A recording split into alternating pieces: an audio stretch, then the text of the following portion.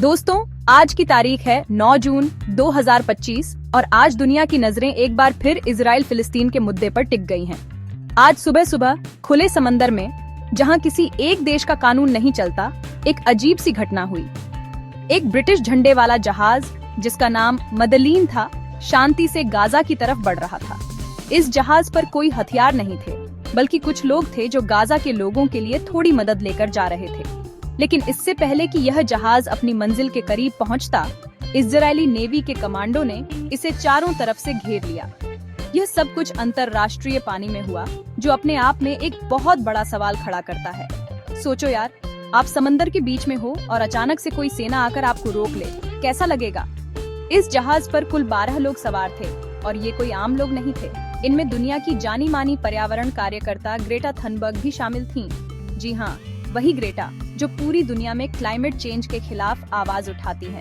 उनके साथ फ्रांस की एक नेता रीमा हसन और अलग अलग देशों के कुछ और एक्टिविस्ट भी थे। इन सब का मकसद सिर्फ एक था, गाजा तक पहुंचना और वहां के लोगों को यह संदेश देना कि दुनिया उन्हें भूली नहीं है। उनका मिशन फ्रीडम फ्लोटिला नाम के एक बड़े अभियान का हिस्सा था, जो कई सालों से गाजा की समुद्री नाकेबंदी को तोड़ने की कोशिश कर रहा है। यह जहाज सिर्फ एक जहाज नहीं था, बल्कि उम्मीद और विरोध का एक सिंबल था, जो दुनिया का ध्यान गाजा के मुश्किल हालात की तरफ खींचना चाहता था। इजरायली नौसेना की कार्रवाई बहुत तेज और सीधी थी। उन्होंने जहाज को रोका, उस पर चढ़ाई की और बिना किसी बड़ी लड़ाई झगड़े के जहाज को अपने कब्जे में ले लिया। जहाज पर मौजूद सभी 12 लोगों को हिरासत में ले लिया गया। इसके बाद मदलीन जहाज को इजराइल के अशदोद बंदरगाह की ओर मोड़ दिया गया। इजरायली अधिकारियों का कहना था कि यह कार्रवाई देश की सुरक्षा के लिए जरूरी थी। उनका मानना था कि इस तरह के मिशन गाजा पर उनकी नाकेबंदी को चुनौती देते हैं, जिसे वे अपनी सुरक्षा के लिए जरूरी मानते हैं। लेकिन सवाल यह उठता है कि क्या मानवीय मदद ले जा रहे एक छोटे से जहाज से किसी देश की सुरक्षा को इतना बड़ा खतरा हो सकता है? ये घटना सिर्फ एक जहाज को रोकने की कहानी नहीं है, बल्कि यह दिखाती है कि इस क्षेत्र में तनाव कितना गहरा है। हिरासत में लिए जाने से ठीक पहले ग्रेटा थनबर्ग ने एक वीडियो रिकॉर्ड किया, जो बाद में पूरी दुनिया में वायरल हो गया। उस वीडियो में उन्होंने बड़ी हिम्मत से कहा, अगर आप ये वीडियो देख रहे हैं तो इसका मतलब है कि हमें इजरायली सेना ने अंतरराष्ट्रीय पानी में रोक लिया है और हमारा अपहरण कर लिया है। उनके शब्द अपहरण ने इस पूरी घटना को एक नया मोड़ दे दिया। यह अब सिर्फ एक देश की नौसेना की कार्रवाई नहीं रही, बल्कि इसे कई लोगों ने मानवाधिकारों का उल्लंघन कहना शुरू कर दिया।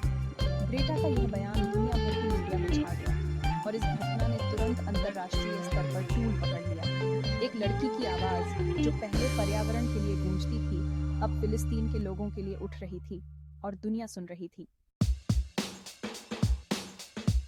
अब सवाल यह उठता है कि आखिर इस मदलीन जहाज पर ऐसा क्या था जिसे लेकर इतना बड़ा बवाल हो गया? फ्रीडम फ्लोटिला कोएलिशन, जिसने इस मिशन को ऑर्गेनाइज किया था, का कहना है कि उनका मकसद पूरी तरह से मानवीय था। जहाज पर बच्चों के लिए दूध का पाउडर, जरूरी दवाइयाँ, चावल और बच्चों के काम आने वाला कुछ और सामान था।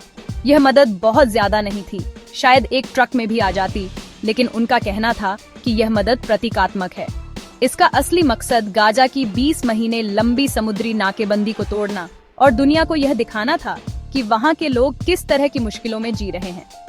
वे चाहते थे कि दुनिया इस नाकेबंदी के बारे में बात करे, जो गाजा के 20 लाख से ज्यादा लोगों को बाहरी दुनिया से लगभग काट देती है। दूसरी तरफ इजराइल का नजरिया बिल्कुल अलग था। इजरायली सरकार ने इस पूरे मिशन को एक प्रोपेगेंडा स्टंट और सेलिब्रिटीज की सेल्फी यॉट कहकर खारिज कर दिया।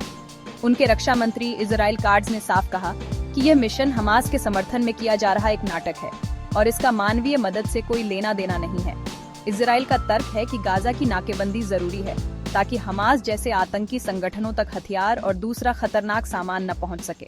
उन्होंने कहा कि जो भी मदद भेजना चाहता है उसे सही और कानूनी चैनलों के जरिए भेजना चाहिए, जैसे कि जमीनी रास्ते जिनकी वे निगरानी करते हैं।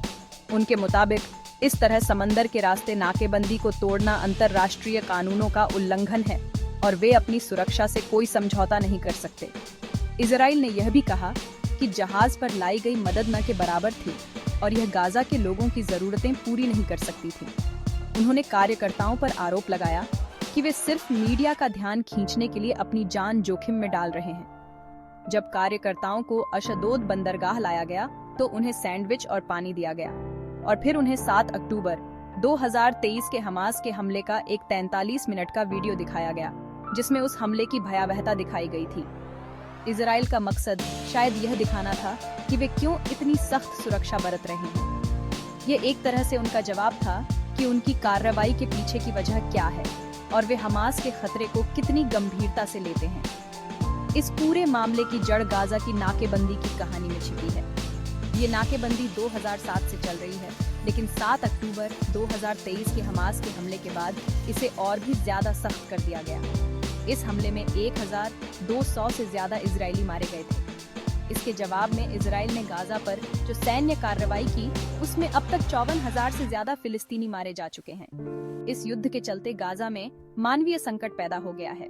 लोगों के पास खाने पीने का सामान, दवाइयां और साफ पानी तक नहीं है। फ्रीडम फ्लोटिला जैसे मिशन इसी हताशा और दुनिया की चुप्पी के खिलाफ एक आवाज उठाने की कोशिश करते हैं, जबकि इजराइल इसे अपनी सुरक्षा पर हमले के तौर पर देखता है।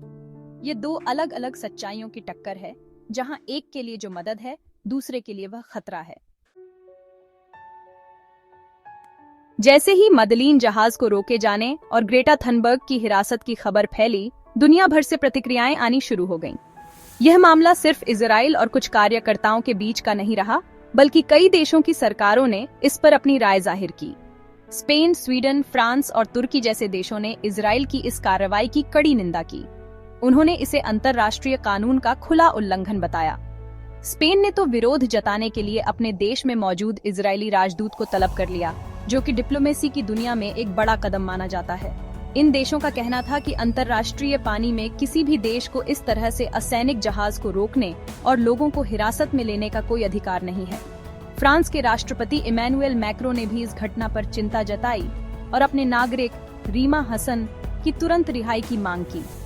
स्वीडन, जो ग्रेटा थनबर्ग का अपना देश है, के विदेश मंत्रालय ने कहा कि वे ग्रेटा को हर तरह की कानूनी और कांसुलर मदद देने के लिए तैयार हैं।